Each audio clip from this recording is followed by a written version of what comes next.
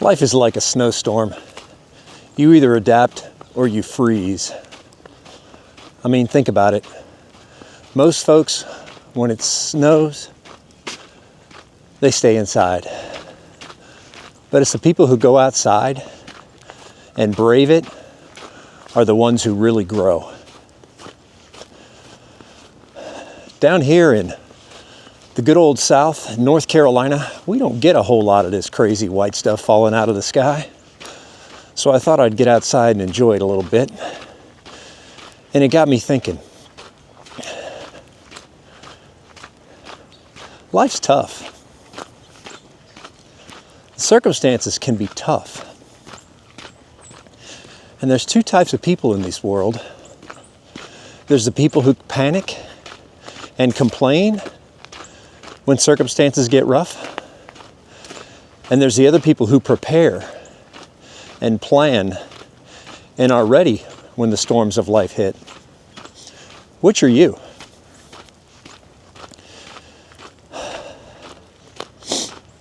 I mean, it's going to happen.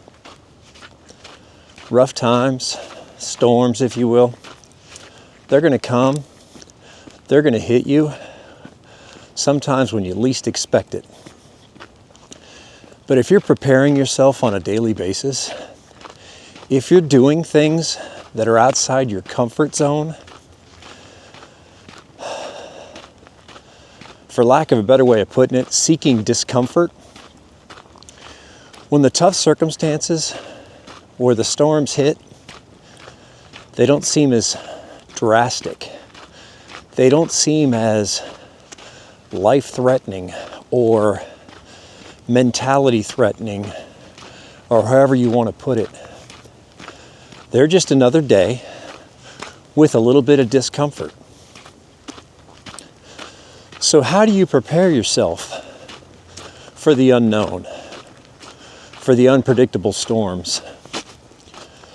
I mean, this storm, we've been hearing about this for about 3 or 4 days.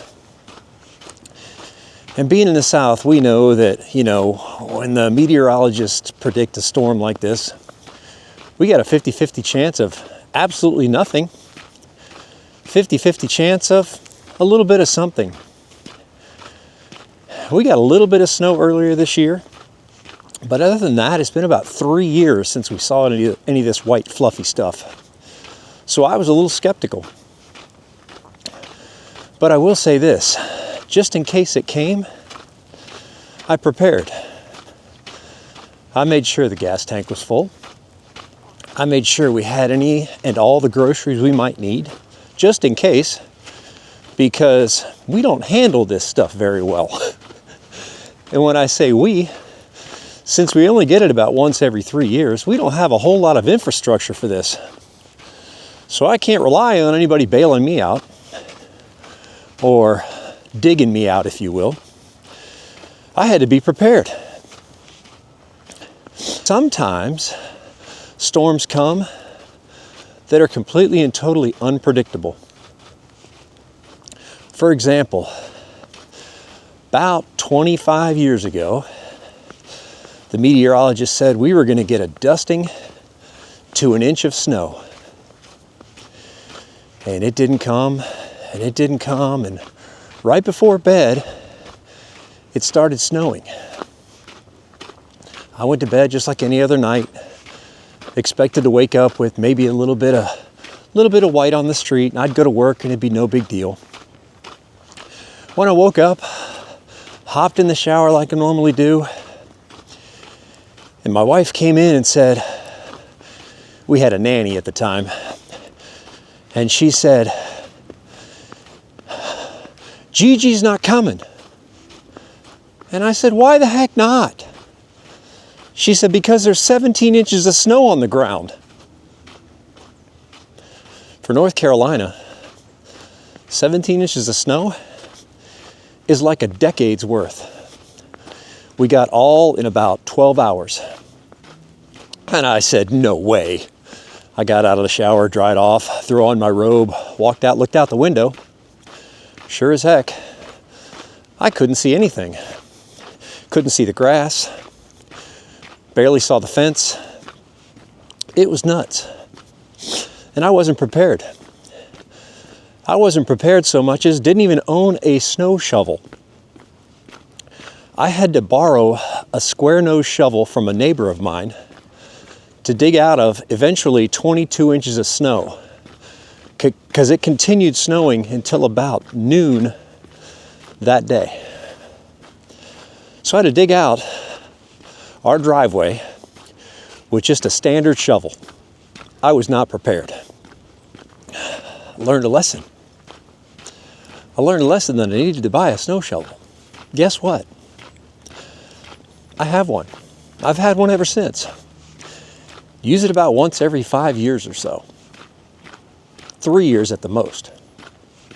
But I have it.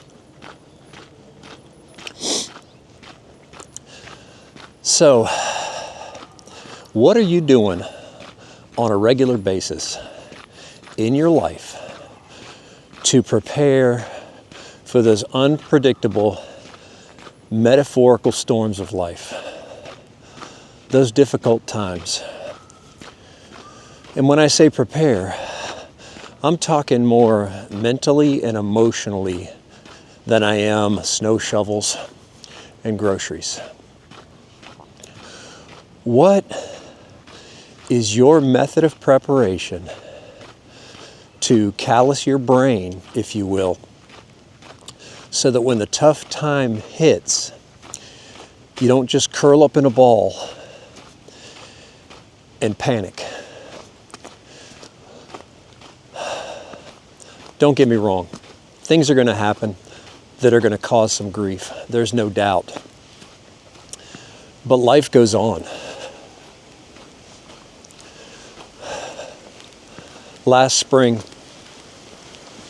I had a former student who had just graduated the spring prior. Actually, it was about in January. It wasn't last spring. It was January. January a year ago. That's what it was. I had a former student. All of a sudden, we heard on a Monday night that he had passed. A few friends went out. A couple of them apparently took a pill. And Lord knows everything that's going on with the fentanyl crisis and everything else. And unfortunately, he was collateral damage in that whole crisis. He was a former student of mine. An absolutely great kid. And it was extremely sad.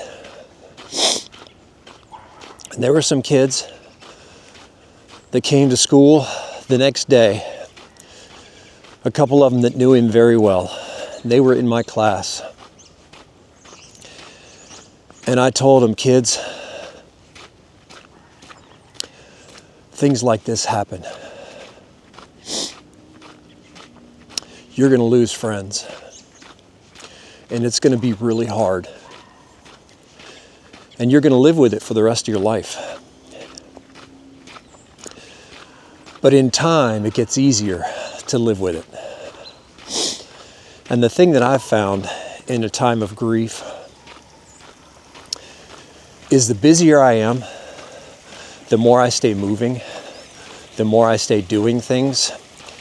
It engages my brain, and for lack of a better way of putting it, it lessens the pain, even temporarily. So one thing that I do when I have an unpredictable storm, a situation that comes up that is really difficult, I just keep keeping on. I just keep moving. I just keep doing my thing. Because life still goes on. Yes, we have to deal with it. We have to grieve. We have to process it. I'm not denying that fact. But we also have to keep going.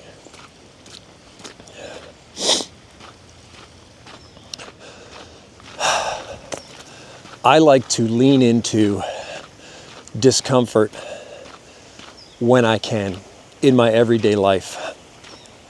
I've got that little chimpanzee brain that doesn't like to lift heavy things, that doesn't like to go for runs, that doesn't like to take cold showers or cold plunge or get in a sauna, whatever the case may be. But I recognize that that's my chimpanzee brain trying to keep me comfortable. Trying to keep me comfortable. And so my general brain steps in and says, we're doing it because we're going to show that chimpanzee who's in charge. And we get uncomfortable. And we do the thing that we don't want to do. And I say we, I mean me, myself, and I. Because not only is it going to make me healthier, or keep my health, if you will, but it's also conditioning myself that discomfort is part of life. It's something that has to be dealt with.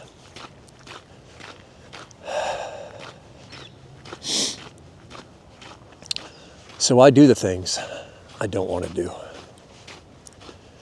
And I suggest you try finding some discomfort in your life. Condition yourself to where that discomfort isn't quite as uncomfortable. So when these storms hit, they're just another part of life. You just keep on keeping on.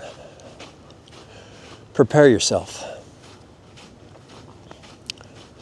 So I got a question for you. How do you prepare?